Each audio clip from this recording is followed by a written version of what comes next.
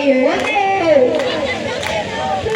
देखो बिना पैसे का, अरे बिना टिकट का, देखो रे देखो, देखो रे देखो, नाटक देखो नाटक देखो नाटक देखो नाटक देखो नाटक देखो।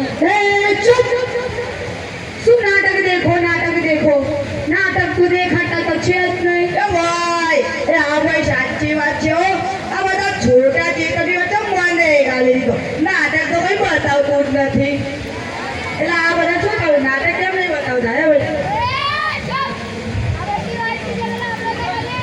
અરે ભાઈ નાટક તો થઈ જ જશે, તો દેખાડો દેખાડો।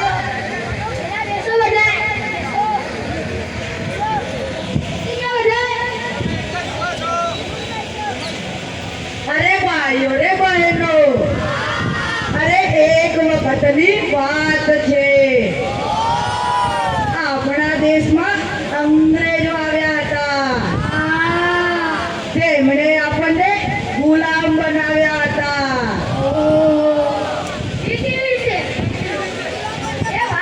બોલો ભાઈ, તો ચાલો તમને બતાડું। मेरे देश की धरती सोना उगले उगले।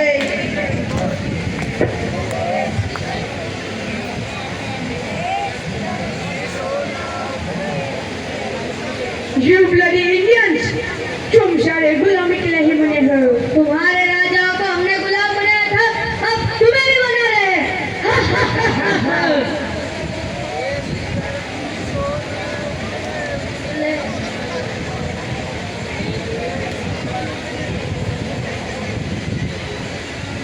अरे गुलाम बन्या પછી શું થયું એ તો કહો।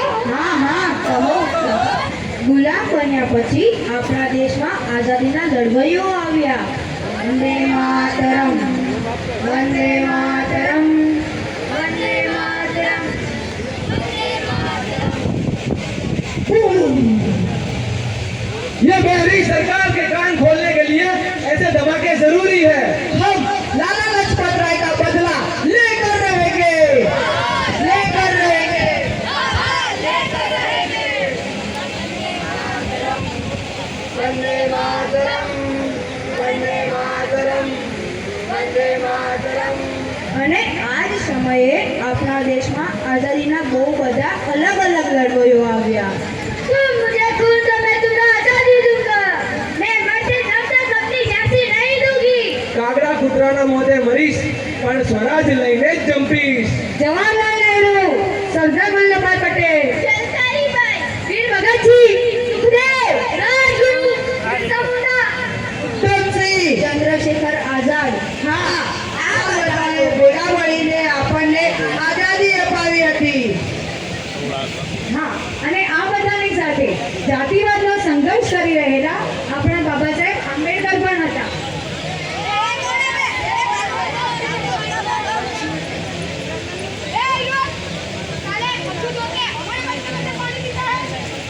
ये ले फाइल, नीति जाति का होके हमसे भी बड़े पद पर बैठना चाहता है। मैं इतना पढ़ा लिखा हूँ, फिर भी मेरे साथ आज जातिवाद हो रहा है। मैं इतना पढ़ा लिखा हूँ, इतने बड़े पद पे हूँ, फिर भी आज मैं अछूत हूँ। ये एक जातिवादी मनुवादी मानसिकता है। मैं इतना पढ़ा लिखा हूँ, फिर भी यहाँ लोग मुझे रहने के लिए मकान नहीं दे रहे, मुझे मटके में से पानी नहीं पीने दिया जाता, मेरे पे फाइल फेंकी जाती है। ये एक जातिवादी मानसिकता है। मैं इतना पढ़ा लिखा हूँ, मेरे पास अच्छे कपड़े हैं, बूट है, इस बूट में ऊंची जाति के लोगों के चेहरे दिखाई देते हैं, फिर भी मेरे साथ ऐसा व्यवहार होता है, तो मेरे समाज के आम लोगों के साथ क्या होता होगा? मैं इनके उद्धार के लिए लड़ूंगा, और अगर मैं ऐसा न कर पाऊँ तो मैं गोली खा के आत्महत्या कर लूंगा। ये मेरा संकल्प है। અને આવા ઘણા ક્રાંતિકારીઓ જે આપણા દેશ માટે શહીદ થઈ ગયા, પણ તેમના ઇતિહાસના કોઈ પણ પન્ને નોંધ લેવામાં આવી નથી। આપણા દેશના આઝાદીના લડવૈયોએ ભેગા મળીને આપણને અને આપણા આઝાદી અપાવી હતી। જેમાં દરેક ધર્મના લોકોએ, દરેક જાતિના લોકોએ, દરેક સમુદાયના લોકોએ, આ બધા જ લોકોએ ભેગા મળીને આપણને આઝાદી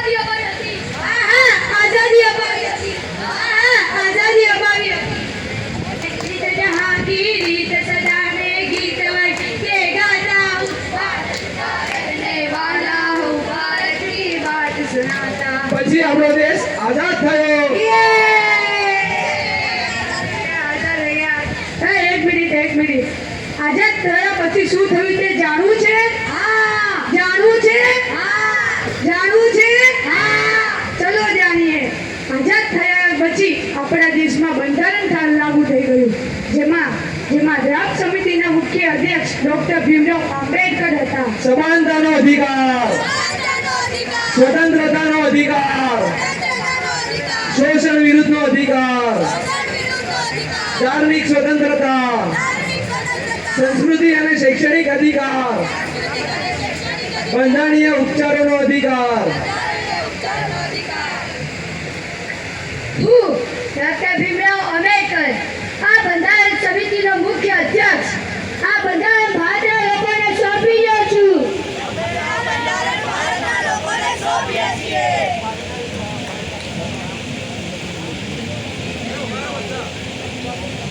आज दृढ़ संकल्प होकर अपनी इस संविधान सभा में आज तारीख 26 नवंबर 1949 को इस संविधान को अंगीकृत और समर्पित करते हैं.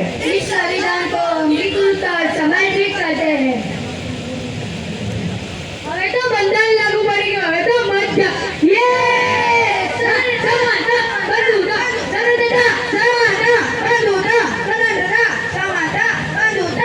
નીચી જાતિમાં થઈને અમારી બરાબરી કરે છે. તું મને પૂછ્યા વગરની વાત કેમ ગઈ? મારા હારા વિધર્મી છોડો અમારું ભારત દેશ. બંધારણ मिल गया, आजादी भी मिल गई, पर ये आजादी नहीं है, ये धोखा है. हाँ धोखा है. धोखा है. ये आजादी झूठी है, लुटेरों को जानी है. ये आजादी झूठी है, लुटेरों को जानी है. सिंह तो सिंह કહેવાય, એના ઘરે હોકર બંધાય ના. મારા હારા નીચી જાતિનો થઈને હું જ રાખે છે. નીચી જાતિનો થઈને અમારી બરાબરી કરે છે. તું તો અમારી જૂઠી બરાબર છે. જૂઠી બરાબર છે. જૂઠી બરાબર છે. જૂઠી બરાબર છે. શું આજ છે સમાનતા અને સ્વતંત્રતા? आएंगे तो अंगना सजाऊंगा. ભાઈઓ બહેનો, શું થયું? આ લોકો માંસ ખાય છે. ખાય છે. હું તો કહું છું મારો વિધર્મીઓને. મારો વિધર્મીઓને. મારો વિધર્મીઓને. મારો વિધર્મીઓને. શું આ છે બધું?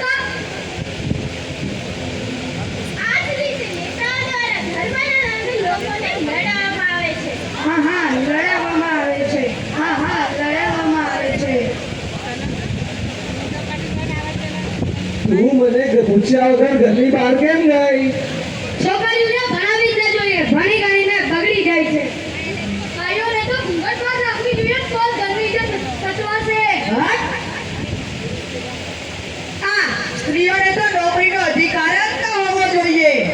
અરે થોડા બે પૈસા શું કમાવા લાગી, પોતાને તો મહારાણીઓ સમજે છે. નાના કપડાં પહેરશે તો અત્યાચાર જ થશે ને. એ મારો પ્રેમ ઠુકરાવે છે. हमसे यूं ना बचोगी तुम, घर अकेली रहोगी तुम. देवी हो तुम, दुर्गा हो तुम क्या जानो क्या हो तुम क्या जानो क्या हो तुम. हम क्या जाने क्या है हम क्या जाने क्या है हम. हाँ, इसी तरह महिलाओं पे अत्याचार होता है. उन्हें दबाया जाता है, गुलाम बनाया जाता है. उन्हें बोला जाता है कि तुम घूंघट में रहो, घर की चार दीवारों में रहो, बढ़ो मत, बाहर मत जाओ. ये एक पितृसत्तात्मक मानसिकता है जिससे हमें लड़ना होगा. जिससे भारत की प्रथम महिला शिक्षिका सावित्रीबाई फुले लड़े थे और बाबा साहेब ने भी महिलाओं की प्रगति के लिए संघर्ष किया था. अरे बाबा साहेब तो कहते हैं कि किसी भी समुदाय और देश की प्रगति तभी हो सकती है जब वहाँ की महिलाओं की प्रगति हो, क्योंकि शिक्षित महिला के बिना एक शिक्षित समाज बन ही नहीं सकता. तो अगर हमें बाबा साहेब के संकल्प को साकार करना है तो हमें इस पितृसत्तात्मक मानसिकता से लड़ना होगा.